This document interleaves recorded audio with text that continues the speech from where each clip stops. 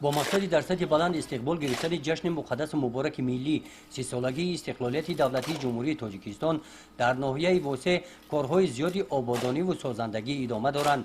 در قطار راه‌های محلی، دهات و محله‌ها و منزل‌های استقامتی مؤسسه دولتی خانه اینترنت بیماری‌های روحی سیمایش به کلی تغییر یافته، محیط و وضع اکولوژی این مؤسسه زیبای و دیدنی می‌گردد.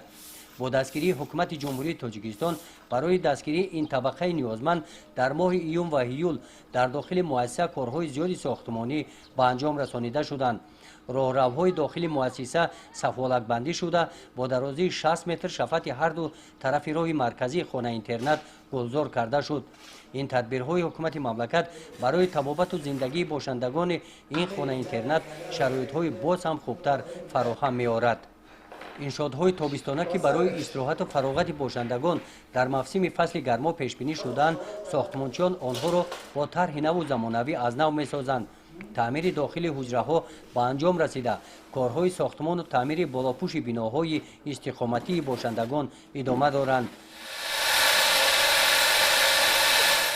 با دستگیری حکومت مملکت به جشن 28 سالگی استقلالیت دولتی جمهوری تاجیکستان درآمدگاه خانه اینترنت دیدبانگاه و دروازه از نو ساخته شده روزهای نزدیک وصل کرده می شوند.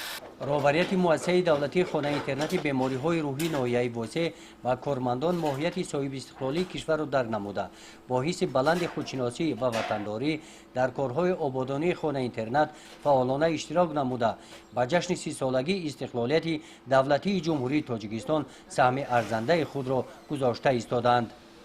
گزارش خواجه نظریف خدای نظر ظهورов از ناحیه واسه برای برنامه اطلاعاتی نوید.